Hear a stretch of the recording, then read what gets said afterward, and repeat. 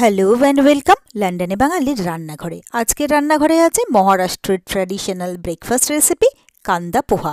খুবই সহজ আর হালকা এবং হেলদি এই রেসিপিটা একবার খেলে বারবার খেতে ইচ্ছে করবে।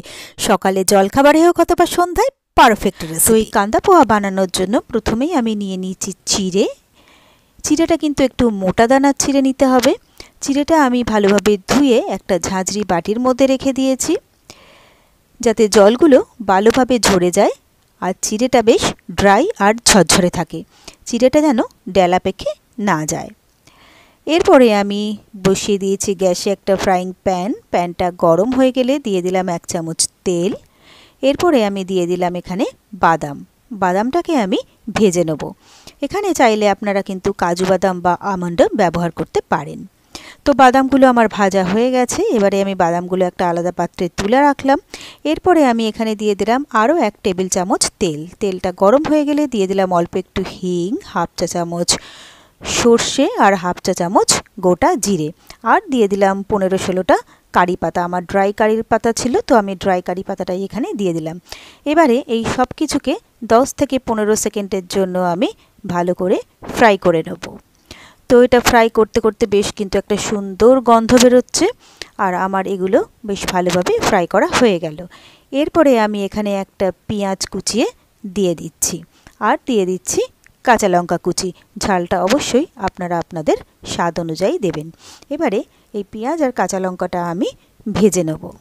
অল্প সময়ে তৈরি এই কান্দা পোহা অসম্ভব ভালো খেতে হয়। তো পেঁয়াজটা কিন্তু আমার বেশ ভালোভাবে ভাজা হয়ে গেছে। এরপরে আমি এখানে দিয়ে দিচ্ছি একটা সেদ্ধ আলু, যেটা আমি ছোট ছোট টুকরো করে কেটে এর মধ্যে দিয়ে দিলাম, আর দিয়ে দিলাম ভেজে রাখা বাদামগুলো। এরপরে আমি এখানে দিয়ে দিচ্ছি সামান্য পরিমাণে হলুদ। এবারে সবটাকে ভালোভাবে আমি মিশিয়ে নেব। এরপরে 1.5 থেকে 2 মিনিটের জন্য সব কিছুকে ভালোভাবে আরও একবার ফ্রাই করে নেব।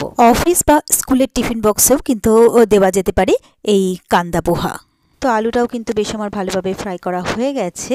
এরপরে যে চিড়েগুলো আমি ভিজিয়ে শুকনো করে রেখেছিলাম সেই চিড়েগুলো আমি এর মধ্যে দিয়ে দিলাম। এরপরে আমি এখানে দিয়ে দিচ্ছি স্বাদমতো নুন। এরপরে দিয়ে দিচ্ছি আমি কিছুটা কুচনো ধনেপাতা।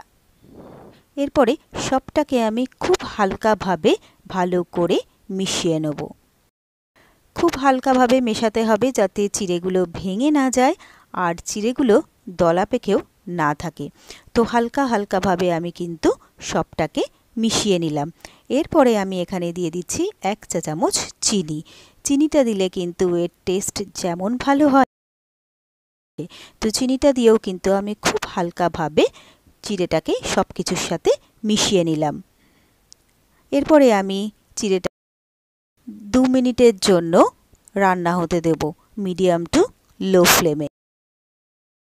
তো প্রায় 1.5 থেকে 2 মিনিট হয়ে গেছে। এরপরে আমি এখানে নিয়ে নিয়েছি পাতিলেবু, দিয়ে দিলাম একটু পাতিলেবুর রস। এরপরে আমি এটা আরও একবার ভালো করে মিশিয়ে নেব। তবে যখনই মেশাবো হালকাভাবে মেশাতে হবে। আমি কিন্তু গ্যাসটাকে অফ করে দিয়েছি। তো ভালোভাবে আমার মেশানো হয়ে গেছে। দেখুন একদম ঝুরঝুরে কিন্তু আমার কান্দা পোহা রেডি হয়ে গেছে। এরপরে আমি একটা সার্ভিং বোল নিয়ে নিয়েছি সার্ভ করার জন্য, আর গরম গরম কান্দা পোহা সার্ভিং বোলে তুলে নিচ্ছি। এরপরে একটা ধনেপাতা দিয়ে এটা আমি গার্নিশ করে দিচ্ছি।